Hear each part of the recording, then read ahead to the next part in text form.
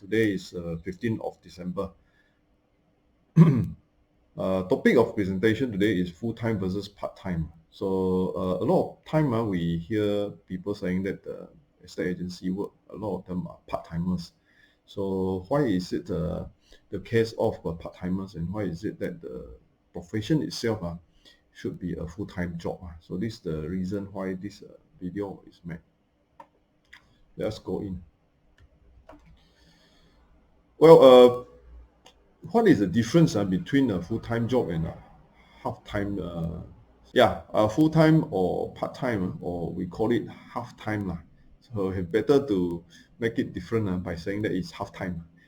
The reason I said so is because there is a maybe misinterpretation between what is full-time and what is part-time. So a lot of time people think that part-time is actually, I am busy in the morning, so I go to work for you in the afternoon, so I am a part-timer.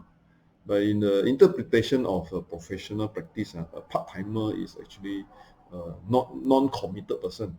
A non-committed person means that he is only at the side, and then he is not fully responsible. So of course, for any professional work, this is cannot be tolerated. So you cannot be paying a doctor and then, he is a part-timer, therefore you pay him half of the fee. Then he operate half of the time and operate the halfway, and then somebody else has to take over. So this is not the way professional are governed in the ethics of the professional work. Of course, you cannot imagine a lawyer and saying that I take your case, but I'm a part-timer, therefore I do only half of the case, and then the other half you got to get somebody else to do it. So that is not possible. So similarly for estate agents practice, a full-time requirement is also inevitably the way that the profession is governed. So you cannot say I sell for you this house, but then I'll only do it half the time. The other half the time, please get another agent to do. It's not possible because you are appointing somebody to do selling, and then the person is not committed. So definitely a person not committed to do selling should not get the appointment. So that is the reason why for professional job, it cannot be a part-time job. So this is the illustration. Part-time is 4 hours a day, 3 days a week. And then full-time is 8 hours a day, 6 days a week, which is not true.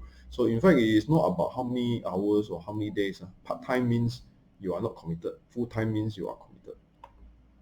So what is the benchmark? Says who? So is this interpreted as as a layman term, as part-time means half the time, or is it 1/4 of the time, or is it only a few days a week? So this is by whose decision, or whose the benchmark. Professional job is actually about full commitment and full responsibility. So all the time and all the attention.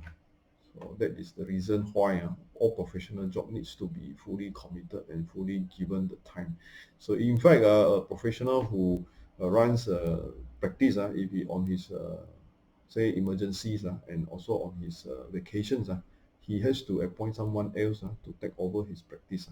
So for example, a doctor in a clinic seeing a patient, and the patient suddenly have emergency during the time that he is on leave, somebody else has to take that job, or he has to tell the patient that he is on leave, and therefore you see all the clinics, there will be notice in advance on when the clinic will be on vacation, the doctor is not around, and then they eventually also need to be contactable.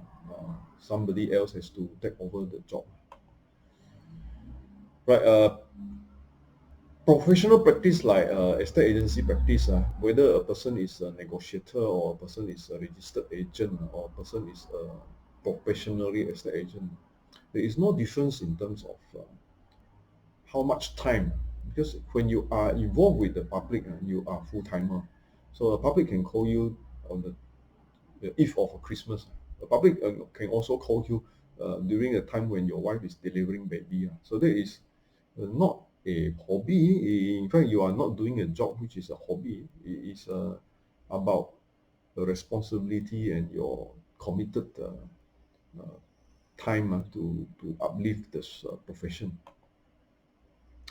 Again, like to emphasize that the part is your knowledge and your ethics, and also how you look at the others in the expense of how to interact with your peers and also your stakeholders to achieve what for the best of your client.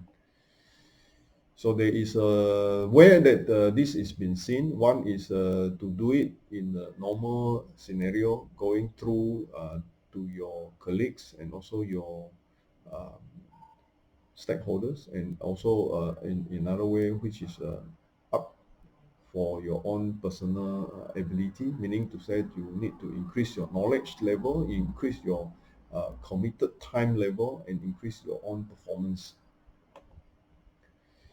So in law, estate agency practice is a full-time job, and there is no person who can say I'm in estate agency practice and I'm a part-timer.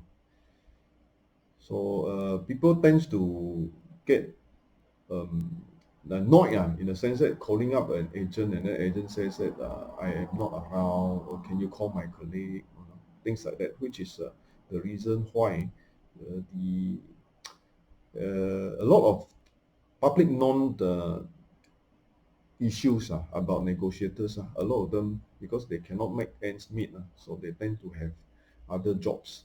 So when they have other full-time jobs, they cannot commit their time to their clients. In the emergency of opening up a place to do viewing, some of these agents or negotiators or even the brokers, they do not commit their time. So they would likely group some of the prospects and then group them together and do just one time viewing rather than catering to each and individual prospect. So I can be contactable at this number. Also, there are websites that I do updates now and then, and to share my own personal experiences in estate agency practice.